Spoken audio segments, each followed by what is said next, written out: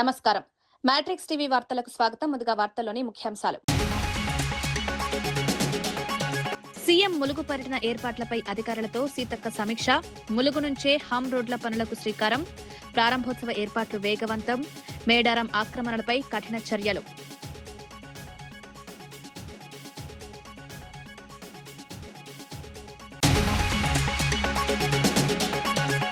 టీటీడీలో SC ST ఉద్యోగులపై వివక్ష ఉందన్న గురుమూర్తి. ఖాళీలను వెంటనే భర్తీ చేయాలని డిమాండ్.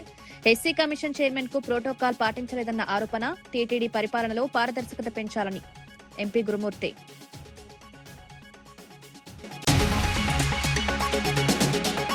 చేనేత కార్మికుల సంక్షేమానికి ప్రభుత్వం అండగా ఉంటుందన్న మంత్రి. నేతన్న సేవతో చేనేత కుటుంబాలకు ఆర్థిక భరోసా. చేనేత ఉత్పత్తులకు విస్తృత మార్కెట్. సాంప్రదాయ నేర్పు కళ పరిరక్షణకు ప్రత్యేక చర్యలు.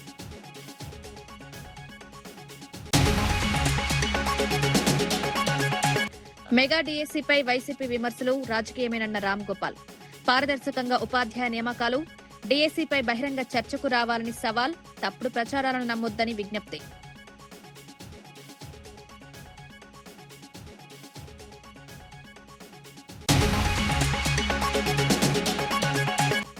మెగా డీఎస్సీ ఎంపికలపై ఆరోపణలకు విద్యాశాఖ పూర్తి వివరణ. హారిజాంటల్ రిజర్వేషన్ ప్రకారమే పోస్టుల భర్తీ. డీఎస్సీ నియామకాలు పూర్తిగా పారదర్శకంగా జరిగాయన్న తమీం. అధికారిక సమాచారాన్ని నమ్మాలని సూచన. జాతీయ చేనేత దినోత్సవాన్ని పురస్కరించుకుని శ్రీ సత్యసాయి జిల్లా ధర్మవరంలో ఘనంగా నిర్వహించిన కార్యక్రమంలో మంత్రి సత్యకుమార్ యాదవ్ పాల్గొన్నారు. శివానగర్ సర్కిల్లోని నేతన్న విగ్రహానికి పూలమాల వేసి నివాళులర్పించారు. అనంతరం చేనేత కార్మికులను ఉద్దేశించి మాట్లాడుతూ ధర్మవరం పట్టు వస్త్రాలకు అంతర్జాతీయ స్థాయిలో గుర్తింపు తీసుకురావడానికి ప్రభుత్వం కృషి చేస్తుందని తెలిపారు. చేనేత రంగ అభివృద్ది, నేత కార్మికుల సంక్షేమం కోసం కూటమి ప్రభుత్వం అనేక కార్యక్రమాలు అమలు చేస్తోందన్నారు. సాంప్రదాయ చేనేతకు మార్కెట్ విస్తరణ, ఆధునిక సౌకర్యాల కల్పనపై ప్రత్యేక దృష్టి సారిస్తున్నామన్నారు. చేనేత రంగాన్ని బలోపేతం చేయడానికి అవసరమైన చర్యలు కొనసాగుతాయని స్పష్టం చేశారు. ఈ కార్యక్రమంలో ఎమ్మెల్యే కందికుంట వెంకటప్రసాద్, జనసేన రాష్ట్ర ప్రధాన కార్యదర్శి మధుసూదన్ రెడ్డి సహా పలువురు ప్రజాప్రతినిధులు, అధికారులు, నేత కార్మికులు పెద్ద సంఖ్యలో పాల్గొన్నారు. 50 సంవత్సరాల లోపల ఉన్న వాళ్ళకి, చేనేతలకి, చేతిమగ్గల వాళ్ళకి ఇవాళ నిర్ణయం తీసుకోవడం, ఇవాళ ప్రారంభిస్తున్న సందర్భంగా చాలా సంతోషంగా ఉంది. ఈ సందర్భంగా నేను ముఖ్యమంత్రి చంద్రబాబు నాయుడు గారి, ఉప ముఖ్యమంత్రి పవన్ కళ్యాణ్ గారికి ధన్యవాదాలు తెలియజేస్తున్నా. 40 కోట్ల శాంక్షన్ అనే విషయం తెలిసిందే.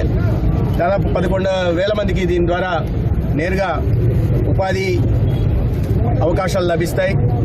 తర్వాత కొత్త టెక్నాలజీలు కానీ మరింత విస్తృతపరచడానికి, ఒక ధర్మవరం సిల్క్ని బ్రాండ్గా తయారు చేయడానికి అవకాశం ఉంది. కానీ ఇప్పటికే అయిపోయే పనులన్నీ అయ్యాయి. టెండర్ పిలవడం అవుతుంది. ఈ నెలలోనే గౌరవ ముఖ్యమంత్రి గారు, అదేవిధంగా కేంద్ర జౌళి శాఖ మంత్రి గిరిరాజ్ సింగ్ గారు వచ్చి దానికి భూమి పూజ చేయడం జరుగుతుంది. దీన్ని 1.5 సంవత్సరం లక్ష్యం పెట్టుకున్నాం. 1.5 సంవత్సరంలో పూర్తి చేసి తద్వారా ధర్మవరం చేనేతలకు ప్రత్యేక గుర్తింపు తీసుకురావాలని, చేనేతలకు ఆ గౌరవాన్ని దక్కేలాగా చేయడం కోసం కూటమి ప్రభుత్వం పనిచేస్తాం. మెగా డీఎస్సీ ఉపాధ్యాయ నియామకాలపై వైసీపీ చేపడుతున్న ఆందోళనలను ఎమ్మెల్సీ భూమిరెడ్డి రామ్గోపాల్ రెడ్డి తీవ్రంగా తప్పుపట్టారు. ప్రభుత్వం నిబంధనలకు అనుగుణంగా పూర్తిస్థాయి పారదర్శకతతో 16,000కు పైగా ఉపాధ్యాయ పోస్టులను భర్తీ చేసిందని తెలిపారు. ప్రతి అభ్యర్థికి న్యాయం జరిగేలా ఎంపిక ప్రక్రియ నిర్వహించామన్నారు. అయినప్పటికీ రాజకీయ ప్రయోజనాల కోసమే వైసీపీ నేతలు నిరసన చేపడుతున్నారని ఆరోపించారు. డీఎస్సీ నియామకాలపై ఎలాంటి అక్రమాలు జరిగాయని భావిస్తే బహిరంగ చర్చకు రావాలని వైసీపీ నేతలకు సవాల్ విసిరారు. ప్రభుత్వం చేపట్టిన నియామక ప్రక్రియల్లో ప్రజల్లో అనుమానాలు కలిగించే ప్రయత్నాలు మానుకోవాలని సూచించారు. అర్హత, మెరిట్ ఆధారంగానే ఉపాధ్యాయ పోస్టుల భర్తీ చేశామని మరోసారి స్పష్టం చేశారు. యువత భవిష్యత్తుతో రాజకీయాలు చేయడం సరికాదని, వాస్తవాలను ప్రజలకు తెలియజేయాలన్నారు. నారాయణ కోకోలో పాల్గొనేదానికి ఉద్యోగం ఇవ్వడం జరిగింది. ఈ 2,300 మంది పొందిన ఉద్యోగాల్లో దాదాపు 14,000-1,500 మంది పార్టిసిపేషన్ వాళ్ళకు ఉద్యోగాలు ఇవ్వడం జరిగింది. అంటే మీరు పార్టిసిపేషన్ వాళ్ళకి ఇస్తే ధర్మ సంస్థాపనార్థం మీరు ఇచ్చినట్లు, అంటే క్రీడలను ప్రోత్సహించినట్టు. మేము అదే నిబంధనలు పాటించి నియమ నిబంధనలను దాని ప్రకారం ఇస్తే మీ ఇష్టానుసారంగా ఇచ్చినట్లు మాట్లాడడం జరుగుతోంది. వైసీపీ చేపడుతున్న నిరసనలపై ఎమ్మెల్యే కోటంరెడ్డి శ్రీధర్ రెడ్డి తీవ్ర విమర్శలు చేశారు. నిరసనలు చేయడం కంటే ప్రాయశ్చిత్త దీక్షలు చేపట్టాల్సిన అవసరం వైసీపీకి ఉందన్నారు. గత 5 ఏళ్ల పాలనలో రాష్ట్ర అభివృద్ధిని పూర్తిగా దెబ్బతీసిందని ఆరోపించారు. ప్రస్తుతం ముఖ్యమంత్రి చంద్రబాబు నాయుడు నాయకత్వంలో రాష్ట్రం అభివృద్ధి దిశగా వేగంగా ముందుకు సాగుతోందన్నారు. రాజధాని అంశంపై వైసీపీ వైఖరి రాష్ట్రానికి నష్టం చేసిందని విమర్శించారు. అభివృద్ధిని చూసి వైసీపీ అధినేత జగన్మోహన్ రెడ్డి ప్రజల దృష్టి మళ్లించే రాజకీయాలకు పాల్పడుతున్నారని ఆరోపించారు. ప్రజలను తప్పుదోవ పట్టించే ప్రయత్నాలు మానుకోవాలని సూచించారు. అభివృద్ధి పదంలో ముందుకు తీసుకుని పోతున్నారు. దాన్ని చూసి వైఎస్ఆర్ కాంగ్రెస్ పార్టీ ప్రాయశ్చిత్త దీక్షలు. వైఎస్ఆర్ కాంగ్రెస్ పార్టీ పరిపాలనలో పరిశ్రమలు వెళ్లిపోయినాయి. కానీ ఈనాడు చంద్రబాబు గారు ముఖ్యమంత్రిగా పరిశ్రమలు ఆంధ్రప్రదేశ్కి వస్తాయి. కొన్ని లక్షల కోట్ల పెట్టుబడులు ఆంధ్రప్రదేశ్కి వస్తున్నాయి. మన యువతరానికి లక్షల ఉద్యోగాలు వస్తాయి. వేల మందికి టీచర్ ఉద్యోగాలు ఒక్క సంతకంతో నారా లోకేష్ గారు ఇస్తే జీర్ణించుకోలేక రకరకాల భాష, రకరకాల విన్యాసాలు వైఎస్ఆర్ కాంగ్రెస్ పార్టీ నాయకులు మాట్లాడుతూ ఉన్నారు. వారి మాటల్ని వారి విజ్ఞతగా వదిలేస్తూ పేకాటలో గెలిచిన వాళ్ళకి టీచర్ ఉద్యోగం ఏ ఒక్కరికైనా ఇచ్చి ఉంటే దోనయ్య ఈయన ప్యాకాట్ లో గెలిచాడు కాబట్టి టీచర్ ఉద్యోగం ఇచ్చారు అని వైఎస్ఆర్ కాంగ్రెస్ పార్టీ నాయకులు రుజువు చేస్తే గంటలోపు నా శాసనసభ సభ్యత్వానికి రాజీనామా చేస్తానని చెప్పని బహిరంగ ప్రకటిస్తూ ఉన్నా.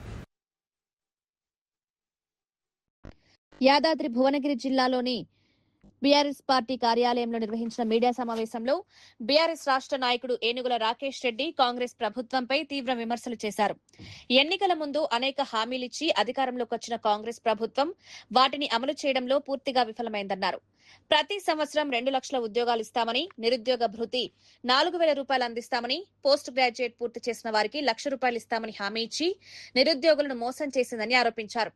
ఒక్క హామీ కూడా నెరవేర్చకుండా అన్ని వర్గాల ప్రజలను నిరాశపరిచిందన్నారు. రాష్ట్రంలో రాక్షస పాలన కొనసాగుతోందని విమర్శించారు. రానున్న రోజుల్లో ప్రజలే కాంగ్రెస్ ప్రభుత్వానికి తగిన గుణపాఠం చెప్తారని వ్యాఖ్యానించారు. మా రైతన్నలు ఆత్మహత్యలు చేసుకున్నటువంటి ఒక ప్రాంతం కాబట్టి, వలసలు పోయినటువంటి ఒక ప్రాంతం కాబట్టి, ఫ్లోరోసిస్ సమస్యతోని కొట్టుమిట్టాడినటువంటి ఒక ప్రాంతం కాబట్టి ఈ ప్రాంతంలో అభివృద్ధి జరగాలి, ఉపాధి అవకాశాలు పెరగాలని చెప్పి కేసీఆర్ గారు 1,100 కోట్ల రూపాయలతో యాదాద్రి దేవాలయాన్ని దేశంలోనే ఒక గొప్ప పుణ్యక్షేత్రంగా తీర్చిదిద్దినటువంటి ఒక విషయం కూడా ఈ సందర్భంగా నేను గుర్తు చేస్తా ఉన్నాను. అదే కాదు, మన ప్రాంతంలో ఉన్నటువంటి బీబీ నగర్కి ఎయిమ్స్ తీసుకొచ్చి కూడా ఇక్కడ ఉపాధి అవకాశాలు పెంచేటువంటి ఒక ప్రయత్నం కూడా కేసీఆర్ గారి హయాంలో చేయడం జరిగింది.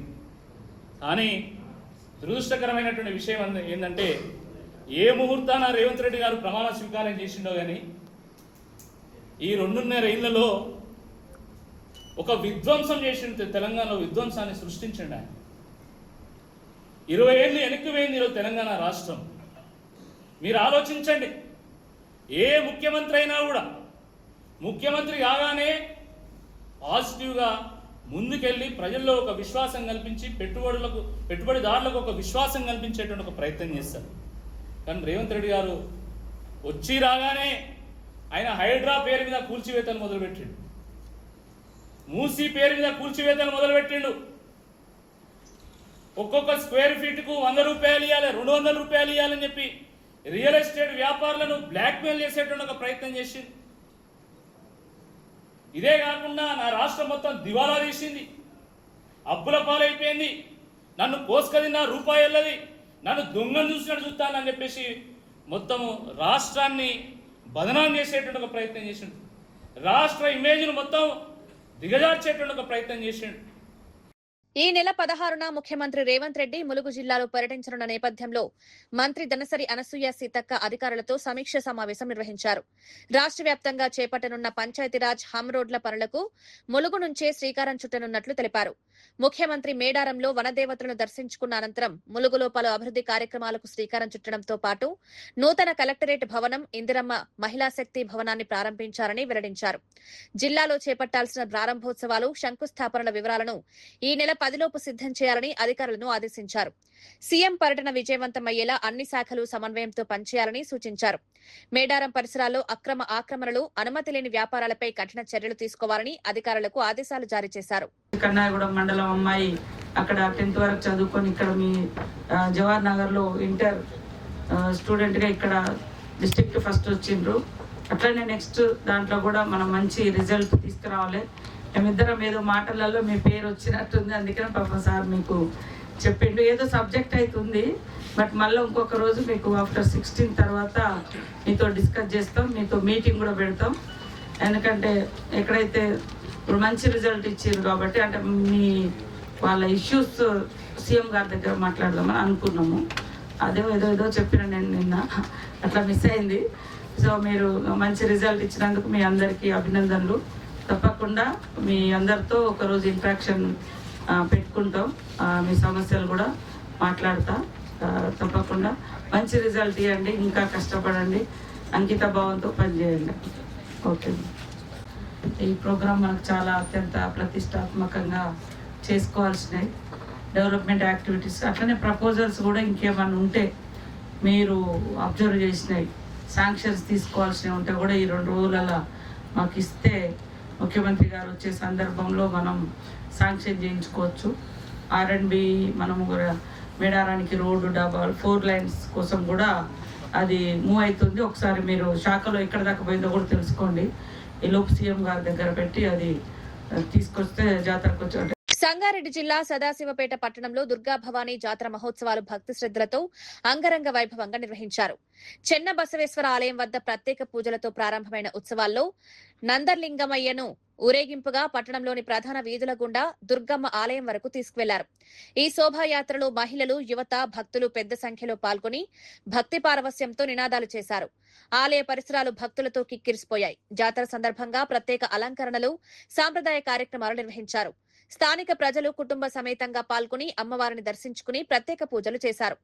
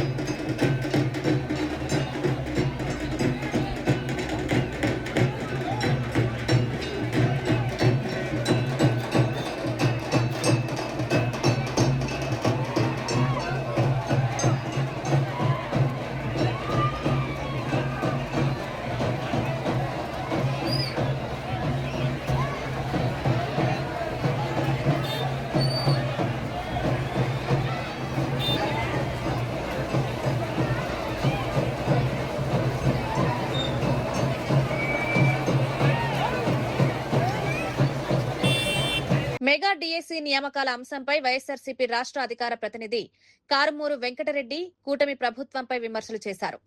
డిఎస్సి నియామకాలలో అక్రమాలు జరగలేదంటే సీబీఐ విచారణకు ప్రభుత్వం ఎందుకు భయపడుతోందని ప్రశ్నించారు. 16,000 ఉద్యోగాలిచ్చామని ప్రభుత్వం గొప్పలు చెప్పుకుంటోందని విమర్శించారు. మచిలీపట్నం, విజయవాడ, గుంటూరు ప్రాంతాలను ఒక మతానికి చెందిన ప్రాంతాలుగా చూపించేలా మాట్లాడడం సరికాదన్నారు. వాటికన్ సిటీతో పోలుస్తూ వ్యాఖ్యలు చేయడం ద్వారా ముఖ్యమంత్రి చంద్రబాబు ఒక మతాన్ని వ్యతిరేకిస్తున్నారా అని ప్రశ్నించారు. ప్రజల దృష్టి మళ్లించే రాజకీయాలు కాకుండా డిఎస్సి నియామకాలపై పూర్తిస్థాయి విచారణకు ప్రభుత్వం ముందుకు రావాలని డిమాండ్ చేశారు. వాస్తవాలు వెలుగులోకొస్తే ప్రజలకు నిజాలు తెలుస్తాయని కారుమూరు వెంకటరెడ్డి అన్నారు. రెడ్డి గారు పర్యటనకు సంబంధించి, అయ్యా చంద్రబాబు నాయుడు గారు మీరు వెళ్తుంటే ముఖ్యమంత్రి అయినా కూడా మీకు 164 సీట్లు ఈవీఎంల ద్వారా వచ్చినా కూడా మీ మొహం చూసి ఎవడు రాట్లా. ఈ రోజు జగన్మోహన్ రెడ్డి గారు రోడ్డు మీదకి వస్తే వేలాదిగా జనం వస్తే ఆ జనం జై జగన్ అని అరుస్తుంటే మీ గుండె ఆగిపోతుంది. ఎందుకు ఆగిపోతుంది? ఆగిపోయి అలాంటి వాగుతా ఉన్నారు. సీదిరి అప్పలరాజు గారిని పరామర్శించకూడదంట. సీదిరి అప్పలరాజు గారంట ఏదైతే వాళ్ళు నేరం చేసేసారంట. అసలు ఎలా మాట్లాడుతావో అర్థం కావట్లా. ఒక వ్యక్తి ప్రాణాన్ని తీసేస్తారా అని మాట్లాడుతున్నాం. ఎవరు వ్యక్తులు ప్రాణాలు తీసింది? రామారావు గారి దగ్గర నుంచి, మల్లెల బాబ్జీ గారి దగ్గర నుంచి, వంగవీటి రంగా గారి దగ్గర నుంచి, ఏదైతే నువ్వు చంపినటువంటి లిస్టు చదివితే ఇప్పుడు గంటల తరబడి కూడా సరిపోదు. అంతమందిని చంపించినటువంటి దుర్మార్గుడు నువ్వు కదా. 29 మంది గోదావరి పుష్కరాల్లో చనిపోయారు, మళ్ళీ కూడా పుష్కరాలు వస్తున్నాయి. కనీసం నీకు ఇంచిత్ కూడా ప్రాయశ్చిత్తం లేదు. ఏ జగన్నాథ రథ చక్రాల్లో చనిపోలేదా? ఏ రోడ్డు ప్రమాదాల్లో చనిపోవట్లేదా? ఏ కుంభమేళాలో చనిపోలేదా అని చెప్పి ఎంత దారుణంగా దుర్మార్గంగా మాట్లాడి నువ్వు ఈరోజు మనుషుల ప్రాణాల గురించి నువ్వు మాట్లాడుతున్నావా? బతికుండగానే మనుషుల ప్రాణాలు తీసేటటువంటి నీచుడు నీకంటే ఇంకెవరన్నా ఉన్నారా ఈ రాష్ట్రంలో అని అడుగుతా ఉన్నా.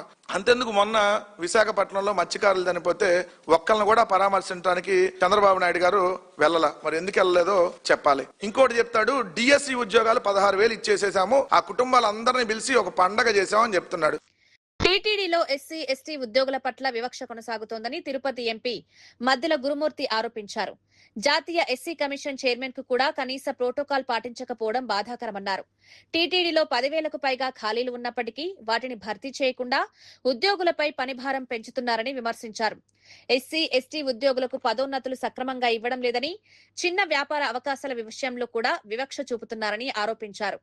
సమావేశాలకు ఎస్సీ ఎస్టీ ప్రతినిధులను ఆహ్వానించడం లేదన్నారు. జాతీయ ఎస్సీ కమిషన్ చైర్మన్ కు తగిన గౌరవం ఇవ్వకపోవడం అత్యంత దురదృష్టకరమన్నారు. టీటీడీ పరిపాలనలో పారదర్శకత పెరగాలని, ఉద్యోగుల సమస్యలను వెంటనే పరిష్కరించాలని డిమాండ్ చేశారు. చూసుకుంటూనే ఉంటారే కానీ వాళ్ళకి సంబంధించి ఎలాంటి ఇవి ఉండవు. అలాగే దాదాపుగా 10,000కు పైన వేకెన్సీలు తిరుమల తిరుపతి దేవస్థానంలో ఉన్న ఫిల్ చేసే పరిస్థితి లేదు. తిరుమల తిరుపతి దేవస్థానంలో పనిచేస్తున్నటువంటి ఎంప్లాయీస్ మీద అధిక పని ఒత్తిడి ఉంది. కేవలం కొంతమంది సేవలోని అధికారులు, ఉన్నతాధికారులు నిమగ్నమై రాత్రి పగులు వాళ్ళ కోసమే పనిచేస్తారు కానీ తిరుమల తిరుపతి దేవస్థానం కోసం మాత్రం కాదు. ఎక్కడ ఎవరొచ్చినా కూడా దిగదుడిపే, వాళ్ళ ఇష్టారాజ్యంగా వాళ్ళ యొక్క వ్యవహారం ఉంటుంది. ఎలాంటి మీటింగులకు కూడా కనీసం ఎస్సీ ఎస్టీలకు సంబంధించినటువంటి మీటింగులకు కూడా ఎవరిని పిలిచే పరిస్థితి లేదు. మీరు చూడొచ్చు అధికారుల యొక్క ప్యాటర్న్ ఎట్లుంటుంది, ఎవరెవరికి ఎన్ని ప్రమోషన్లు ఇచ్చున్నారు, ఎవరెవరు ఏ పొజిషన్లో ఉన్నారు, ఎంతకాలం ఉంటారో కూడా తిరుమల తిరుపతి దేవస్థానంకి సంబంధించినటువంటి ఉద్యోగుల ప్రమోషన్ లిస్ట్ చూస్తే క్లియర్గా అర్థమవుతుంది. అదేమన్నా క్వశ్చన్ చేస్తాము అన్న ఉద్దేశంతో దానికి సంబంధించినటువంటి ఎవరిని రిప్రజెంటేటివ్స్ కానీ వాళ్ళని కానీ రానివన్న పరిస్థితి. సాక్షాత్ చైర్మన్కే దిక్కులేదు పైన తిరుమలలో. ఈరోజు రాత్రి పోతే ఆ చైర్మన్ కేంద్ర మంత్రి స్థాయి ర్యాంక్ అతనిది. ఎవరో తమకు కావాల్సినటువంటి భజన పరుల్ని గర్భాలయంలో సాక్షాత్ వెంకటేశ్వర స్వామి ముందు పెట్టి ఇదే చైర్మన్ని, క్యాబినెట్ ర్యాంక్ ఉన్న చైర్మన్ ఎక్కడో మూల గడప కథలు పడేస్తారు. SC commission chairman. SC commission chairman యొక్క ప్రెసిడెంట్ ఆఫ్ వారెంట్ ఏ విధంగా ఉంటుందంటే సుప్రీంకోర్టు జడ్జి కన్నా మిన్నగా ఉంటుంది. వాళ్ళకు సంబంధించిన వాళ్ళు ఎవరో కొంతమంది కింద స్థాయికి సంబంధించినటువంటి ఎవరో కొంతమంది వ్యక్తులు వచ్చారని వాళ్ళని ముందేసుకొని ఒక గుంపుగా పెట్టుకొని కూర్చున్నారు. కానీ నేను దాన్ని ప్రశ్నించా. కనీసం ఈరోజు చైర్మన్ గారిని వితౌట్ వెయిటింగ్ లిస్ట్లో తీసుకుపోవాల్సింది పోయి అది నేను అక్కడుండి అబ్జర్వ్ చేసి ఏడ తీసుకుపోతున్నారంటే ఏం లేదు సార్, కంపార్ట్మెంట్లో కూర్చోబెట్టిపోతున్నాను. ఆ కుర్చీ కన్నా గౌరవం ఏంటయా? ఎట్ట దళితులకి వాళ్ళకి గౌరవం లేదు రాష్ట్రంలో, కనీసం ఆ కుర్చీ కన్నా ఏంటి, అత్యున్నత స్థాయి పొజిషన్లో కూర్చోండే వ్యక్తి కన్నా గౌరవం ఏంటి అని అక్కడ ఉండేటువంటి ఆలయ అధికారుల్ని ప్రశ్నిస్తే తర్వాత మేఘాల మీద తీసుకో అలా ఉంది పరిస్థితి ఇక్కడ. ఇవన్నీ చూస్తే బాధేస్తుంది. ఇప్పటికైనా దళితులు ఆలోచన చేయాలి, ప్రశ్నించండి, మీకు కావాల్సినటువంటి హక్కుల కోసం మీరు పోరాడండి. ఎవరో భయపెడతారని, ఎవరో కేసులు పడతారని మనం ఇలానే ఉంటే మళ్ళీ బ్రిటిష్ ఎరా కన్నా అలాగే రజాకార్ల ఎరా కన్నా దారుణమైన పరిస్థితులు ఈ రాష్ట్రంలో చూడబోతామని ఈ మీడియా ముఖంగా మీకు తెలియజేస్తున్నాం. ధన్యవాదాలు. జాతీయ చేనేత దినోత్సవాన్ని పురస్కరించుకుని విజయనగరం కలెక్టరేట్ లో జిల్లా స్థాయి వేడుకలు ఘనంగా నిర్వహించారు. ఈ కార్యక్రమంలో మంత్రి కొండపల్లి శ్రీనివాస్, ఎమ్మెల్సీ గాదె శ్రీనివాసులు నాయుడు పాల్గొన్నారు. చేనేత కార్మికులతో మంత్రి నేరుగా మాట్లాడి వారి సమస్యలను తెలుసుకున్నారు. నేతన్న సేవా పథకం ద్వారా ఆర్థిక సహాయం, ఉచిత విద్యుత్ వంటి సంక్షేమ కార్యక్రమాలను ప్రభుత్వం అమలు చేస్తోందని తెలిపారు. చేనేత ఉత్పత్తులకు విస్తృత మార్కెట్ కల్పించడంతో పాటు సాంప్రదాయ నేయిపు కళను పరిరక్షించేందుకు ప్రత్యేక చర్యలు తీసుకుంటున్నామన్నారు. చేనేత రంగం అభివృద్ధికి ప్రభుత్వం కట్టుబడి ఉందని స్పష్టం చేశారు. యూనిట్స్ పవర్ ఫ్రీగా ఇవ్వడంతో పాటు పవర్ లూమ్ ఎవరైతే చేస్తున్నారో వాళ్ళకి 500 యూనిట్స్ వరకు కూడా పవర్ ఫ్రీ ఇవ్వడం జరుగుతూ ఉంది. చేనేతల దినోత్సవం కింద ప్రతి చేనేత కార్మికుడికి కూడా 25,000 రూపాయలు ఇవ్వాలనే నిర్ణయాన్ని కూడా ఈరోజు ప్రభుత్వం నిర్ణయం చేసుకోవడం జరిగింది. మరి ఎలక్షన్స్లో ఏదైతే మాట ఇచ్చారో ఆ మాటను ఫుల్ఫిల్ చేయడం కూడా జరిగింది. ఖచ్చితంగా ఇంకా మంచి సపోర్టు, మంచి మార్కెట్ యాక్సెస్ కల్పించే దశగా ఈ ప్రభుత్వం పనిచేస్తున్న విషయాన్ని తెలియజేసుకుంటున్నాను. ఇంకా హాస్పిటల్ వర్క్స్ గతంలో నాబార్డ్ ఫండ్ అనేది గతంలో ఇవ్వడం జరిగింది. గత ప్రభుత్వం యూటిలైజేషన్ సర్టిఫికేట్ ఇవ్వకపోవడం వల్ల నాబార్డ్ ఫండ్ అనేది ల్యాప్స్ అయిపోయింది. శాసకీయ ఫండ్స్లో కొత్త శాంక్షన్స్ తీసుకురావడం జరుగుతూ ఉంది. మరి వర్క్ కూడా కొంచెం స్లోగా నడుస్తున్నప్పటికీ కూడా మేమైతే చాలా ఫాస్ట్గా కంప్లీట్ చేయాలని పుష్ చేస్తున్నాము. ఇప్పటికే చాలా వరకు కూడా వర్క్ కంప్లీట్ అవుతూ ఉంది. మరింత వేగవంతం చేయడానికి కూడా ఒక ప్లాన్ చేయడం జరుగుతుంది. భవిష్యత్తులో ఇది కూడా గవర్నమెంట్ హాస్పిటల్కి కంటిన్యూ చేయడానికి కూడా ఒక ప్రతిపాదన తీసుకెళ్తున్నాం. రెండు కూడా చేయాలని ఆలోచన చేస్తున్నాం. కర్నూలు జిల్లా ఎమ్మిగనూరులో తక్కువ ధరకు బియ్యం విక్రయాల కార్యక్రమాన్ని ఎమ్మెల్యే డాక్టర్ బివి జయనాగేశ్వరరెడ్డి ప్రారంభించారు. ముగతి రోడ్డులోని కోఆపరేటివ్ స్పోర్ట్స్ రైస్ మిల్లో ప్రత్యేక కౌంటర్ల ద్వారా ప్రజలకు నాణ్యమైన బియ్యాన్ని అందుబాటు ధరల్లో విక్రయించారు. స్టీమ్ బియ్యం మార్కెట్ ధర 62 రూపాయలుండగా ప్రత్యేక కౌంటర్లో 52 రూపాయలకే, రా బియ్యం మార్కెట్ ధర 58 రూపాయలుండగా 50 రూపాయలకే అందిస్తున్నట్లు తెలిపారు. రాష్ట్ర వ్యాప్తంగా 115 రైతు బజార్లు, 500 రైస్ మిల్లర్ల ప్రత్యేక విక్రయ కేంద్రాల ద్వారా ఈ కార్యక్రమాన్ని అమలు చేస్తున్నట్లు వెల్లడించారు. ధరల భారం తగ్గించి ప్రతి కుటుంబానికి నాణ్యమైన బియ్యం అందించడమే ప్రభుత్వ లక్ష్యమని ఎమ్మెల్యే పేర్కొన్నారు.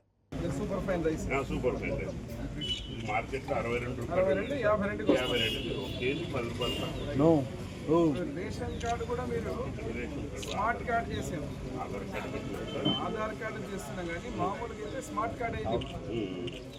స్మార్ట్ కార్డు తీసుకోవాలి.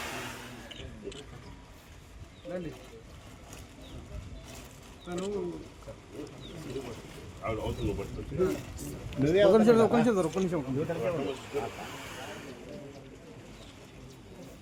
నిమిషం అధ్యక్షులు నారాయణ రెడ్డి గారు, అదేవిధంగా అసోసియేషన్ సభ్యులైనటువంటి మీ అందరూ,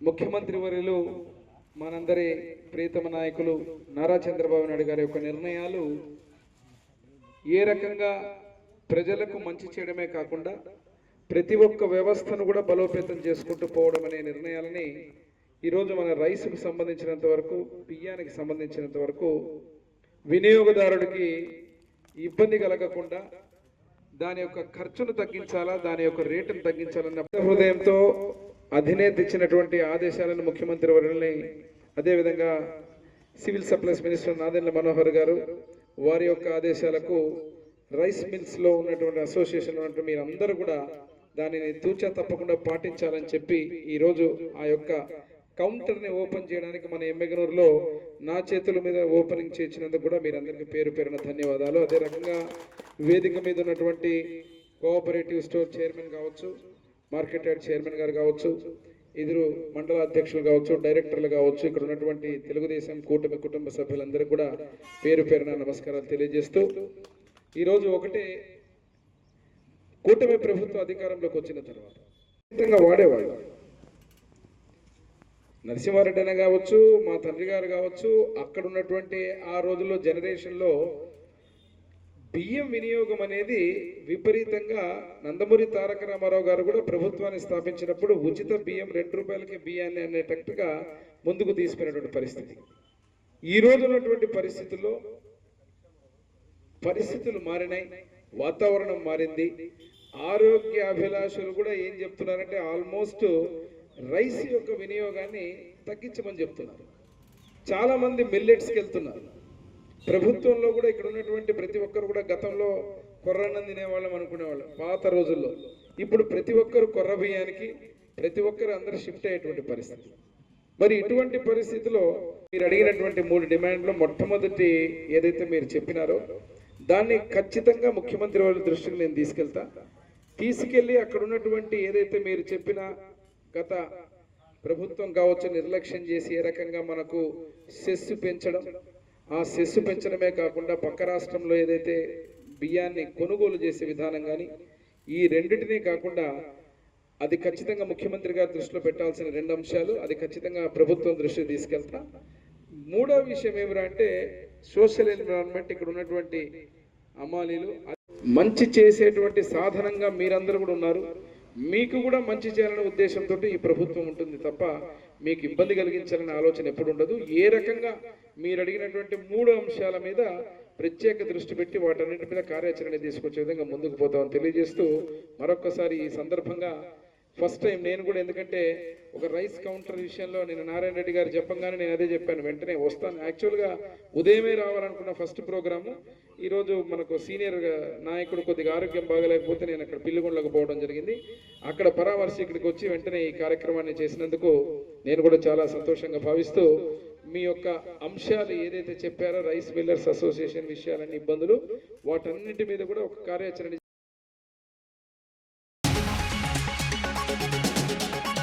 సీఎం ములుగు పర్యటన ఏర్పాట్లపై అధికారులతో సీతక్క సమీక్ష. ములుగు నుంచే హమ్ రోడ్ల పనులకు శ్రీకారం.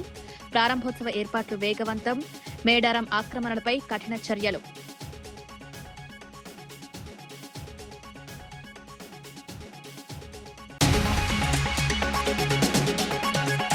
టీటీడీలో ఎస్సీ ఎస్టీ ఉద్యోగులపై వివక్ష ఉందన్న గురుమూర్తి. ఖాళీలను వెంటనే భర్తీ చేయాలని డిమాండ్. ఎస్సీ కమిషన్ చైర్మన్ కు ప్రోటోకాల్ పాటించలేదన్న ఆరోపణ. టీటీడీ పరిపాలనలో పారదర్శకత పెంచాలని ఎంపీ గురుమూర్తి.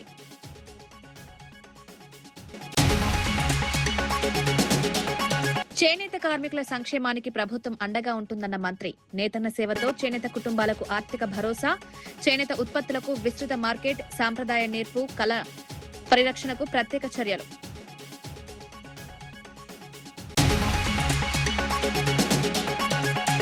మెగా డీఎస్సీపై వైసీపీ విమర్శలు రాజకీయమేనన్న రామ్ గోపాల్. పారదర్శకంగా ఉపాధ్యాయ నియామకాలు. డీఎస్సీపై బహిరంగ చర్చకు రావాలని సవాల్. తప్పుడు ప్రచారాలను నమ్మొద్దని విజ్ఞప్తి.